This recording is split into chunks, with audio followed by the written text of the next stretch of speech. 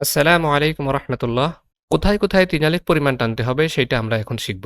যদি আমরা দেখি মদ্দে তবাইয়ের বামের হরফে থামতে হবে, তখন ওই মদ্দে তবাইকে আমরা তিন আলিফ পরিমাণ টেনে পড়ব। আর মদ্দে তবাই কি সেটা প্রথম ভিডিওতে দেখানো হয়েছে।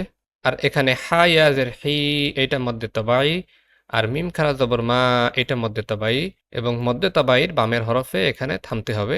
এখানেও মদ্দে তবাইয়ের বামের হরফে থামতে হবে। আমরা জানি মদ্দে তবাই এক আলিফ পরিমাণ টানতে হয়, কিন্তু মদ্দে তবাইয়ের বামের হরফে অক্ফের কারণে এই মদ্দে তবাইকে এখন তিন আলিফ পরিমাণ টানতে হবে। তাহলে এই রহিমুন থামলে রহিম তিন আলিফ পরিমাণ টানতে হবে। আর নিচে আছে রহমানু, থামলে রহমান।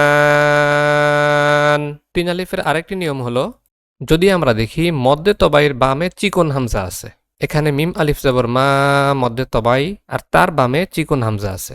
আলিফের উপরে জবর জের পেশ থাকলে সেই আলিফকে চিকন হামজা বলা হয়। তাহলে এই মদ্দে তবাইয়ের বামে এই চিকন হামজা থাকার কারণে এই মিম আলিফ জবর মা এখন তিন আলিফ পরিমাণ টানতে হবে। তিন আলিফ বুঝার সুবিধার জন্য এখানে একটা চিহ্নও দেয়া থাকে, এটা দেখেও আমরা বুঝতে পারি যে এখানে তিন আলিফ পরিমাণ টানতে হবে। তাহলে এখানে হবে মা আগনা। নিচের উদাহরণেও এখানে আছে মদ্দে তবাই এবং তার বামে আছে চিকন হামজা।